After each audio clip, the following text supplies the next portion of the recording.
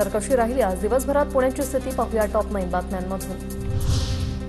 पुण्यातील लवासा परिसरात सर्वाधिक 417 मिलीमीटर पावसाची नोंद। मुसळधार पावसामुळे पुणे जिल्ह्यातील नद्यांना पूर।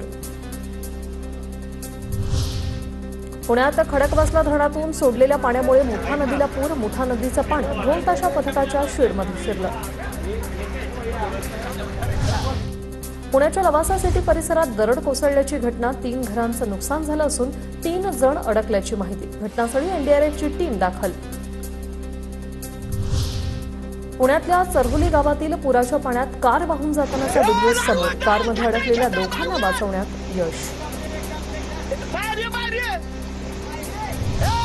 मावळ आणि मुळशीमधील पर्यटन स्थळांवर 4 दिवस बंदी।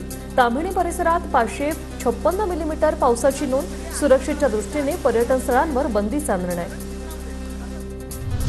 पिंपरी चिंचवड शहरातील काही भागात पवना नदीचं पाणी। पवना धरण क्षेत्रात मुसळधार पावसामुळे नदी